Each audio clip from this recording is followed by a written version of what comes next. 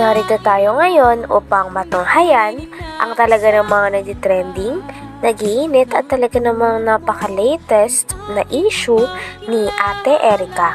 Sa pagpapatuloy nga ng ating istorya ay nung pumunta si Kalingap Val Santos Matubang sa bahay dati nila Ate Erica, ay nakausap niya nga ang tita nito, ang lolo nito at ang lola niya. At dito nga nilabas ng hinaindi ng kanyang tita na talagang simula daw nagkapera sila Ate Erica ay nagbago na daw ang kanyang ugali.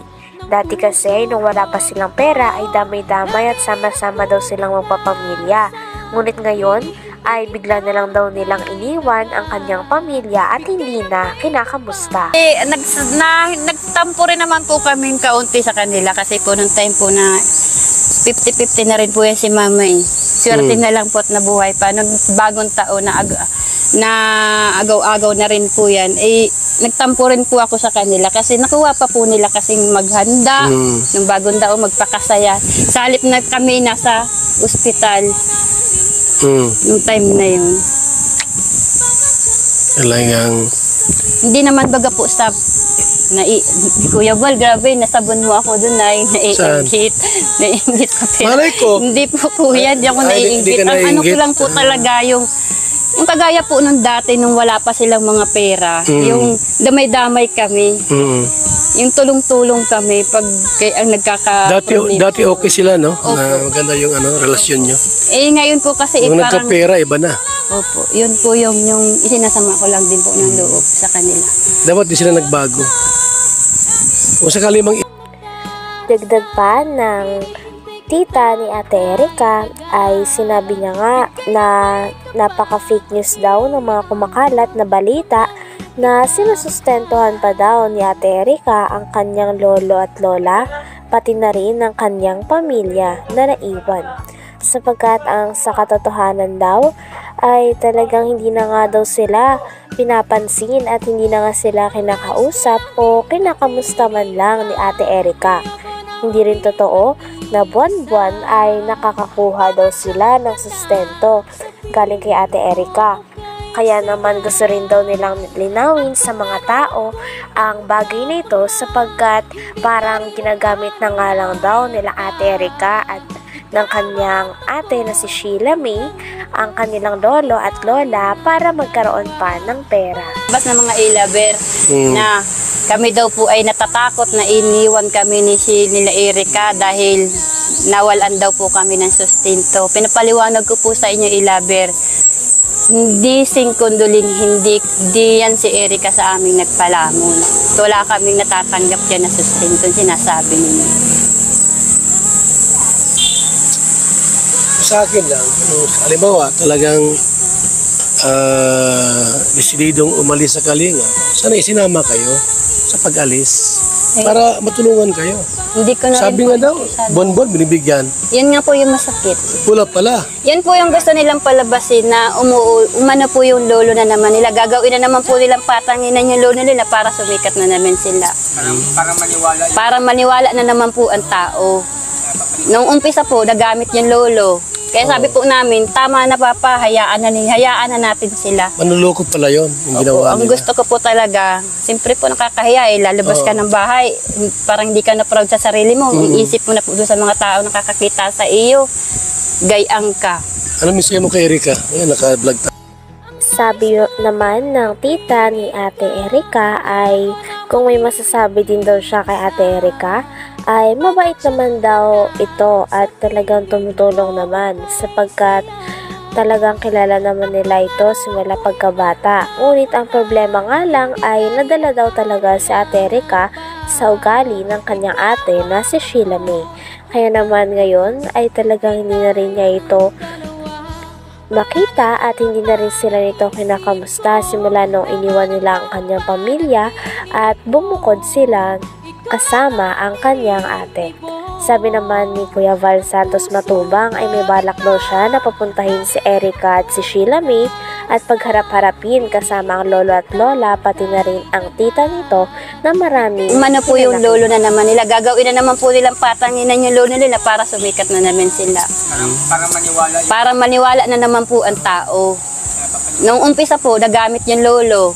Kaya sabi po namin, tama na papa, hayaan na natin sila. Manluloko pala yon yung ginawa Ang nila. gusto ko po talaga, siyempre po nakakahiya lalabas ka ng bahay, parang hindi ka na proud sa sarili mo, iisip mo na po doon sa mga tao nakakakita sa iyo, gayang ka. Ano misaya mo kay Erika? Ayan, naka-vlog tayo. Ano misaya mo kay Erika? Kay Erika naman po, wala naman po akong mas sama ng loob dyan sa bata na yan. Kasi kung sa mabait naman po, mabait yung bata na yan.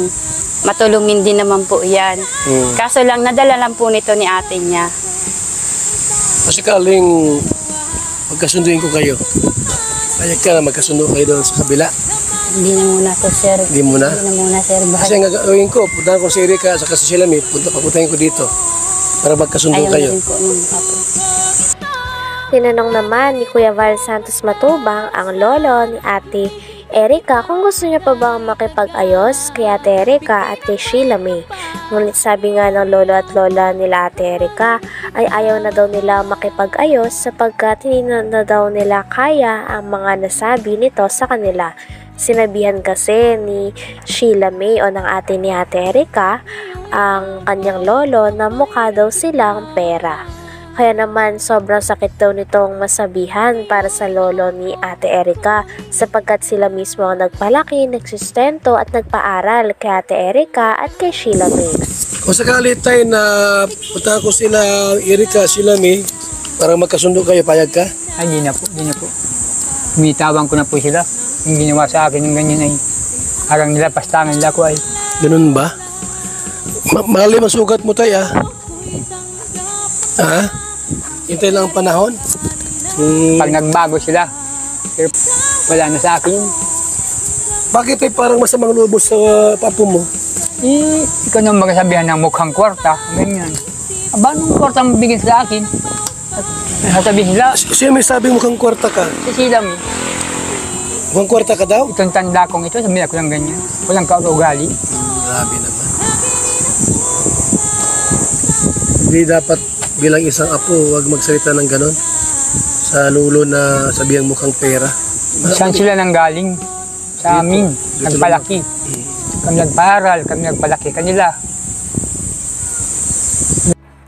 Sabi nga ng lolo ni Ate Erika ay hindi na daw talaga nila hinahangad na magkaayos sila ng kanyang mga apo. Maski nga daw ng mama nito sapagkat imbis daw na ituwid ng mama nila Ate Erika ang mga pagkakamali na ginagawa nila sa lolo at lola nila na nagpalaki sa kanila ay hindi daw ganito ang nangyari sapagkat kumampi pa daw ang mama ni Ate Erika at ni Sheila May sa kanilang dalawa kahit na marami silang nagawang masama sa kanyang lolo at lola at mga nasabi na talaga namang dumurog sa puso ng kanilang lolo.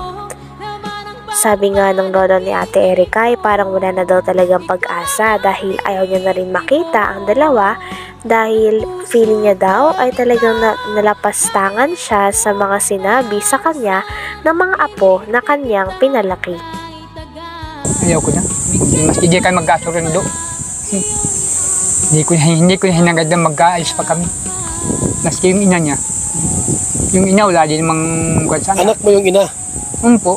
Pero bakit ayaw mong anak mo? Ay, hindi nga po marunong magpangaral sa anak. Dapat isang magulang, pangaralan yung anak niya para matuwid. Matuwid yung mga anak nila. Eh wala. Kampi pa. Kampi pa. Kampi pa dun sa anak ko. Pinagsisiraan pa nga yung nanay niya. Yan daw ay talagang naghahambog lang. Magkasakit. Bakit ganun sila? Ay, awan ko dun. Hindi ko alam. Ha? Ilabe. Ay, lovers, gumagawa ng kasinungalingan yung iba. Kaya- Yung Ima Torres po ang laging araw-araw ni Sheila May kausap. Ima Ima Torres. Torres. Ima Torres. Lagi yung kausap nila. Yung namumuno po sa Ilabe. Parehas po sila ng Ima. Tamang panggawa ng kwento. Puro paninira. Pagkalkal. hanggang dito na lamang muna ang ating napaka-latest at napakainit na issue ni Ate Erica. Maraming salamat sa inyong panonood. Hanggang sa muli. Bye!